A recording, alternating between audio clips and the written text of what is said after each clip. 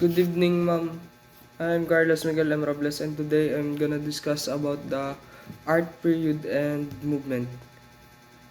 Art period and movement is the attempt to portray the subject as is the artist's main focus. His main function is to describe accurately what is observed through the senses.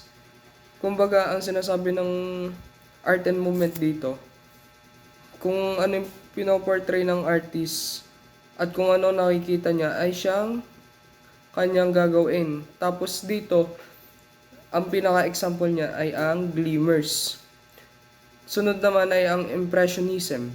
The movement emphasizes an artist's immediate impression of a moment or a scene, communicated through the effect of light and its reflection, short brushstrokes, and separation of colors. Impressionist painters often use modern life as their subject matter. They painted quickly and freely.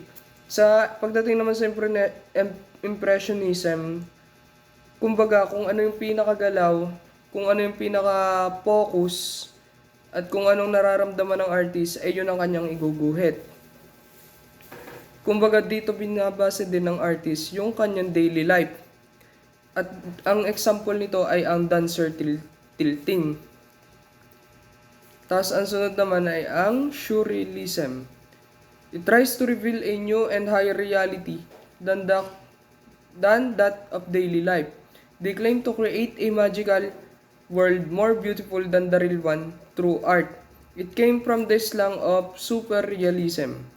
Surrealism aim is to channel the unconscious as a means to unlock the power of imagination, strongly influenced by psychoanalysis. Ang example ng surrealism ay ang persistence of memory. Kumbaga, ang pinaka-focus nito ay ma-unlock yung imagination ng mga tao at yung sa artist. At kumbaga, ina-imagine nila yung magagandang paligid gamit ang sa art.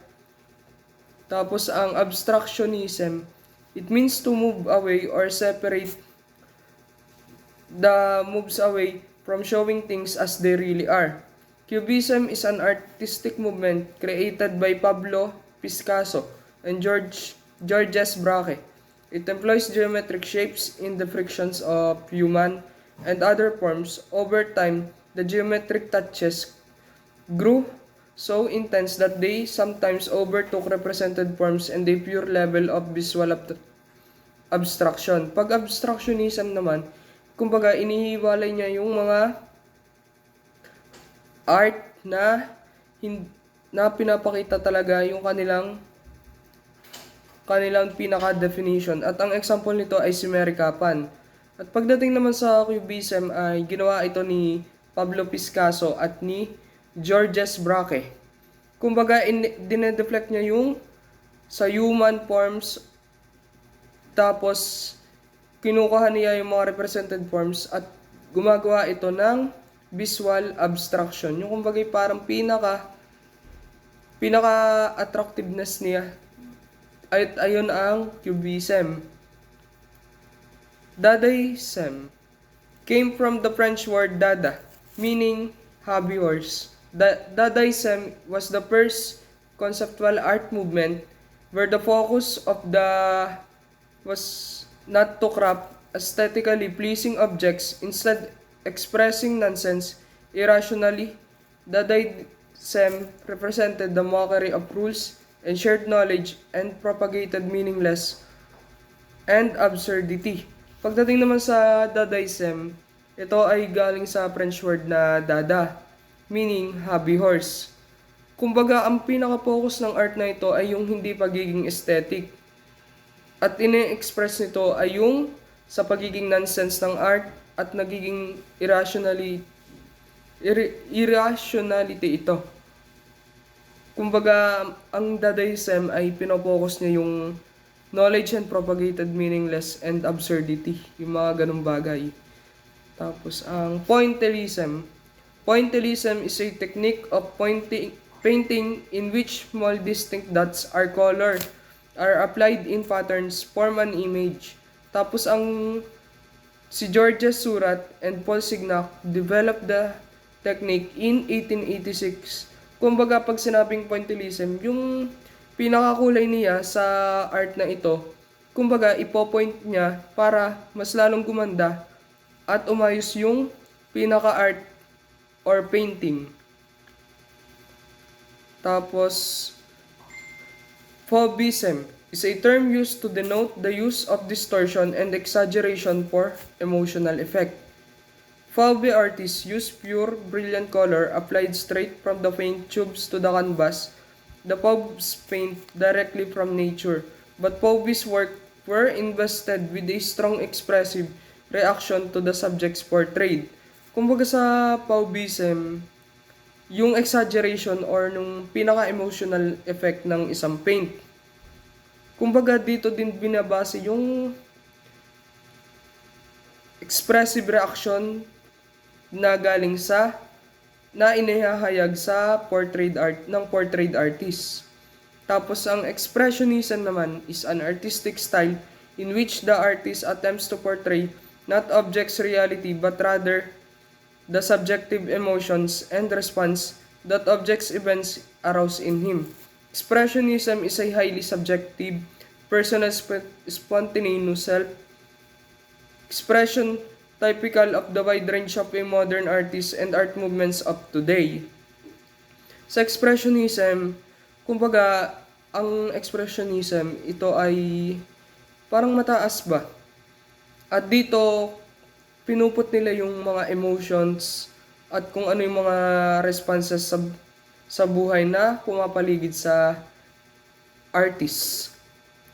Tapos, ang futurism naman is exploring futurism, a movement shaping our tomorrow.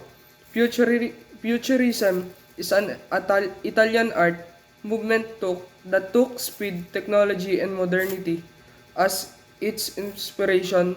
Futurism portrayed the dynamic character of 20th century life, glorified war and the machine age, and favored the growth of fascism. Futurism was unique in that it was a self-invented art movement. Kumbaga sa futurism, from the word itself, future, doon natin parang ihahayag yung ating art na kung ano yung ma-imagine ng utak natin, kung ano mangyayari sa future. At from the word itself, futurism, kumbaga binibigyang hugis nito ang ating kinabukasan. At sa introduction naman, in everyday language, the terms modern and contemporary are often used as interchangeably in the context of art. However, they designated two distinct moments in art history. There are specific definitions for both terms, and these definitions will help us to establish an understanding of the images and themes that emerge in both styles of art. At sa pagdating naman sa modern art, is a term that signifies the philosophy and style of the artworks produced during the 1860 and 1970 era. The main objective of modern art was to set aside the traditions of the past and put more emphasis on experimentation and new perspective seeing of the world. Many styles of art developed during the modern period, including Impressionism, Fauvism, Cubism, Expressionism, Surrealism, Pop art at of art. Ang modern art ay galing sa 1860 and 1970 era. Kumbaga ang pinaka-objective talaga ng modern art, nag-exist ito sa future. Kumbaga binibigyan tayo ng modern art kung ano yung mga nasa past at binabahagi naman ito sa present. Tapos ang sunod naman ay ang contemporary art. Simple and straightforward, the term contemporary art is generally regarded as referring to work made between 1970 and the present. The contemporary art era is known to produce more experimental works and tackles a wider variety of social, economic, and political issues. It made art as a whole to reflect the country's issues that haunt the art world today, such as racism, globalization, third world, country oppression, feminism, among many others. Pagdating naman sa contemporary art, simple and straightforward lang siya dahil contemporary art nga kumbaga pinapakita nito ang mga arts noong 1970 hanggang present. At madami itong experimental works at natatakal nito ang social, economic at political issues sa contemporary art. The optical art is a short for optical art is a style of visual that uses optical illusions. Of artworks are abstracts with many better known pieces created in black and white. Typically, they give the viewer impression movement, hidden images, flashing and vibrating patterns or swelling or warping. Pagdating naman sa optical art, pinaikli ito na op art. At sinasabi dito sa optical art, para siyang nagkakameron ng illusion at nagkakameron to dahil nalalagyan ito ng labels at kumbagay nagre-represent siya ng black and white. Pop art. Artists incorporated commonplace objects, comic strips, soups, cans, newspaper, and more into their work. The pop art movement aimed to solidify the idea that art can draw from any source, and there is no hierarchy of culture to disrupt this. Pop art is popular, designed for a mass audience, transient, expandable, low cost, and mass produced. They made at mirrored critic at a times incorporated everyday items, consumer goods, and mass media, messaging and imagery, in reference to intended for popular appeal and its engagement with popular culture. It was called pop art. Kumbaga, pagdating sa pop art naman, ito ay nagmumula sa mga sa mga sa mga comic books, sa mga papel na dyaryo. Kumbaga doon naglalaman ng mga info, mga series, yung parang ganon. Photorealism, also known as realism or verism, is a form of contemporary art that uses photography to create a highly realistic production of the image in another medium, typically painting, drawing, and other graphic media methods. Rather than observing events in real time, the style was inspired by photography, using the visual information captured by a camera to create illusionistic painting, drawing, and other works of art. Pagdating naman sa photorealism, isa siyang form ng contemporary art. At dito, nire-reproduce niya yung pinaka-image, mga graphic media methods. At na-inspired ito sa style ng photography. At ginagamit dito yung pinaka-visual information niya at yung pinaka-ginamit na camera para maibigay natin yung illusionistic paintings, drawings, and yung pinaka-iba pa niyang art. Landscape. By sculpting the land itself or by making structures in the landscape with natural minerals. Street art is a form of street art that work is displayed upon surrounding buildings and street trains and other publicly viewed surfaces. Street art is a contemporary art movement that is also called urban art. Street art is created in public style space typically without official permission. Kumbaga ang street art, yung parang pinaka-example nito is magpipinta ka sa mga dingding, doon mo gagawin yung pinaka-art mo, yung gusto mong gawin. At sa pagdating naman sa street art, hindi ito legal sa atin. Maaari tayong mahuli kung sakaling madatnan tayo at mahuli tayo ng mga pulis na nag-i-spray tayo ng paint sa mga dingding. Kinetic art, from any medium that contains movement perceivable by the viewers or depends on motion for its effect.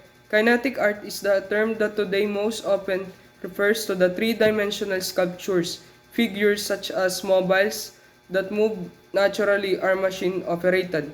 The moving parts are generally powered by wind, a motor observer. Kinetic art encompasses a wide variety of overlapping techniques and styles. Kumbaga pagdating sa kinetic art, kumbaga parang perceivable, yung kumbaga parang madaling natatagusan para magkameron siya ng motion at effect. Sa kinetic art naman, meron siyang three-dimensional sculptures. At para ma-move ito, kailangan napapower ito ng wind at pati ng motor observer.